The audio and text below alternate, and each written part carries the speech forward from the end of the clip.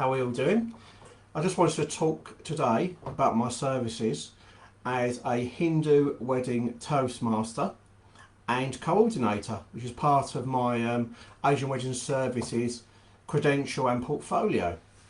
So, having been an Asian wedding specialist for many years now, one of the faiths I deal with regularly is a Hindu faith, but that deals with Hindu Gudjarati and Punjabi weddings, which I both really enjoy.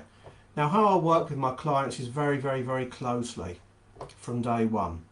So what I basically do is I'll do the work with them. We'll do the scheduling together. We'll talk about what supplies you require, which I can actually book for them. Well, I'll fine tune with every single supplier that's prior to the day. So they'll give me a whole list of all of the suppliers that have been booked, and that includes the hair and makeup, the cars. That also includes somebody from each side of the family, so I can get to know them prior to the event as well. And so everybody will be called, including the pundit, everybody, just to make sure that nothing is missing and the whole thing's all brought together, which is very important. For me, it's working closely with my clients, giving them a very exclusive experience and a unique experience. It's all about them. It's all about how they want their day conducted, the style. And, you know, I'm very versatile in that way to work them according to their wishes. Now, most of you, well, a lot of you have seen me work at Hindu weddings for many years, and one of the traditions is the Bharat. Now, I always try to, for me, it's basically an icebreaker.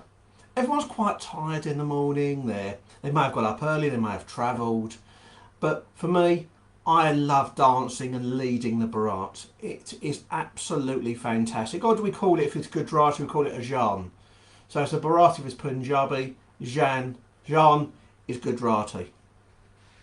So we have a nice dance. There's sometimes a white horse. There's you have a band baja occasion, you have dole drummers, but everybody is out having a wonderful time. And, you know, once the sweat's broken out, you know, we have loads of photos, we get the families together, get everyone to put their hands in the air. Absolutely brilliant. Absolutely love it. And once the Bharat Jan is basically finished, then we do the Milnis. You know, so it's basically you're going to have the bride side of the family will be greeting the groom side, you know, and they'll come forward and they'll give each other a hug and a little gift, and then they'll pose for the photos. In Gujarati terms, basically there'll be the exchange of coconuts, and then the priest will do his mantras, and following that for both, everyone goes into breakfast, and it's really nice. They have a few samosas, some nice tea, some juices, that type of thing for everyone to enjoy in the morning.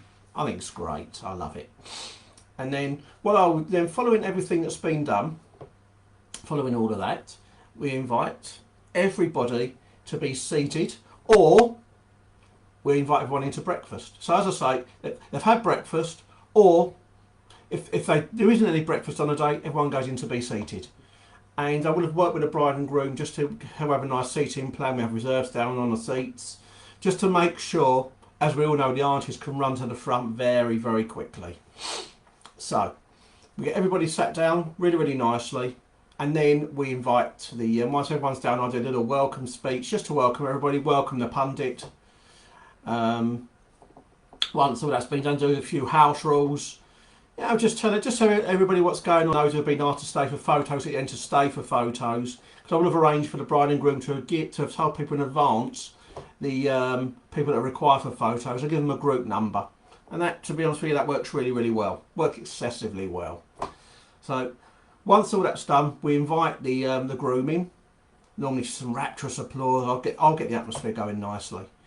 If I don't do it, and you know the priest would like to announce the grooming, no problem. He's more than welcome to do it. Some priests like me to do it, other priests don't. So entirely up to them. It's their call really. So you know, once all that's done, then you know, prior to that, I'll have had the bride waiting anyway. If it's Gudjarati, 20 minutes later, Punjabi straight after the bride comes in. Goes all the way through. We do photos. And we do quite a few little special touches as well. I mean, I like to personally go around shaking hands with everybody, which I do in the Barat generally. I like to get to know people, liaise with the caterers just to make sure that that the lunch will be served on time. Also liaise with all the suppliers, bring them all together all the way along. So just to make sure the room shots have been done at the beginning, just to make sure bridal prep happened. You know, I would have spoken to them all prior to the day anyway, but you know, working with them on the day to make sure it does happen is a very, very big thing. I mean, they're all very, very professional people, but I'm there just to obviously oversee everything, just to make sure it's all happening and the schedule is followed, because it's quite an intense schedule. So you know, it's a matter of all working together. The team, everyone works together in a team, just to make sure the bride and groom's experience will be one to remember, and that's the most important thing. I always say for the photos at a Hindu wedding, you know, in the mandap at the end, no more than about 10 groups each side. I would say 8 to 10 really, you know, and then I invite at the same point those who are not in photos, I invite everybody else to go into lunch, basically. Or sometimes there's a Punjabi function, they like it where everyone are going to drinks and canapé straight after. So it just depends. There's all sorts of permutations and combinations really, to be honest, when it comes to Hindu weddings. So you know, it's my job to go through with the bride and groom the format they would like. Sometimes I have to be extra quick doing the photos. It happens. We make sure that we speak to the priest in advance to make sure it doesn't overrun. That's the important thing, because sometimes in a function, but generally with Gudjarati functions you have a 3-hour turnaround, maybe 3.5 sometimes. But with a Hindu Punjabi function, it's got to be sometimes very, very quick. So you know, everybody out, have some drinks, have some canapes, turn the room around, and sometimes it's an hour and a half, to be honest with you. And these people go in, the DJ goes in, the decor company goes in, florists, etc. You know, the caterers, you know, to lay the tables, and it is all hands on deck. But it's great. It's a great buzz. Everyone just gets in and does what they need to do. The worst thing can be sometimes is when, you know, it's a loading bay. Sometimes when you've got a very tricky loading bay, it can be awkward when you've got people, everybody in the lift or the loading bay area at the same time. So sometimes the loading bays are bigger than others, so sometimes it has to be staggered who comes in first, etc. There's normally a separate entrance for the caterers through into the kitchen anyway, but again, it can vary and all that can be discussed. So what will generally happen then after the, you know, after the ceremony, the photos have been done. Generally for a Gudjarati wedding, the jam tables will be set, so the bride and groom and their family will go and eat. You know, sometimes, you know, with a Punjabi wedding, the bride and groom might go straight for a photo shoot. It happens, and then the bride might go and freshen up for makeup. The groom might go and freshen up. It depends. So, as I say, it's very, very different. But with a Gudjarati one, you know, there'll be the jam table will eat. At that point, the bride and groom will go out for a photo shoot, which is always which is nice. So, the photographer will give them some time together to relax, to chill, and they'll have an hour of photos, which is always nice. At that point, then, as soon as that's finished, we'll bring the bride and groom to the mandap if it's Gudjarati, and do what they call the Koda Kodi. And that's the games. I think I pronounced that right anyway. I mean, Vasudev Mehta always pulls me up on that one. So, but I think I got it right that time anyway. So, the bride, everyone's at the mandap, back for the Koda Kodi, which is the games. After the games, you'll have the Viday. So the Viday is a sad time. It's basically when the bride leaves.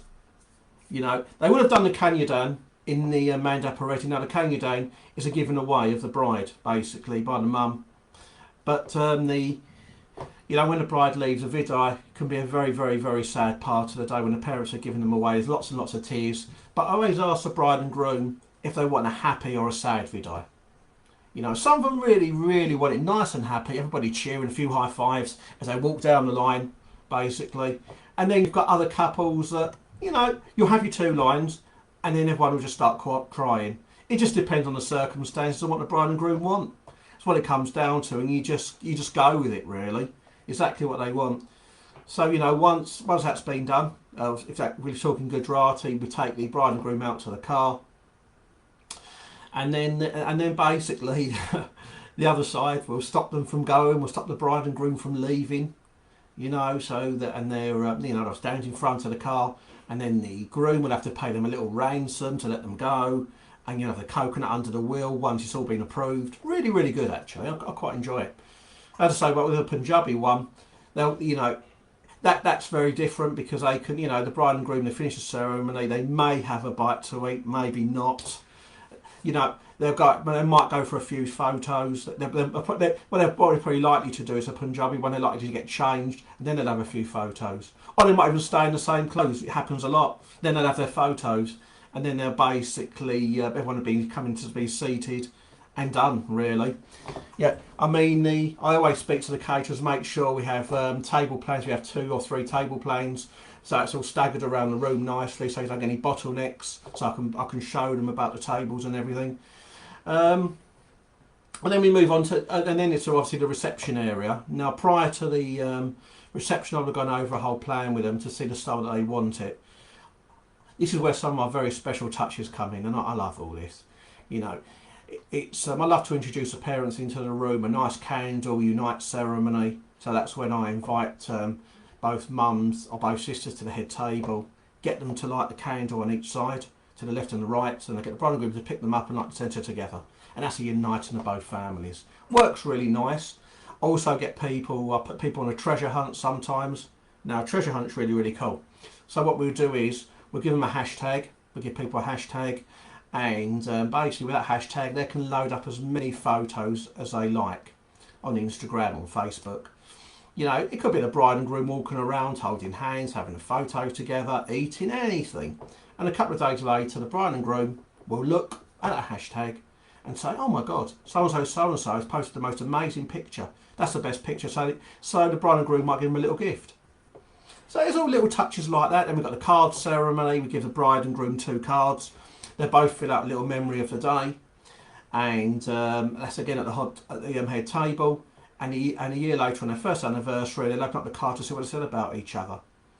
You know, I can just go on and on and on with these type of special touches. Memories of the bride and groom is a classic. I love it. So, you know, with memories of the bride and groom, I'll go around to a few guests, maybe bring in a drinks reception, maybe while we're just sitting down, get them to write something funny about the bride and groom since they've been together, or something funny about the bride, or something funny about the groom. And then I'll generally read them out after speeches. I'll choose 3 or 4 of them, really. It's nice, you know, I don't want to overkill, but 3 or 4 is just nice. You know, then I could do a superb Mr. and Mrs. game. I've been known, you know, on the dance floor, we sometimes do dance-offs, boys v girls, you know, men v women, bride side versus groom side.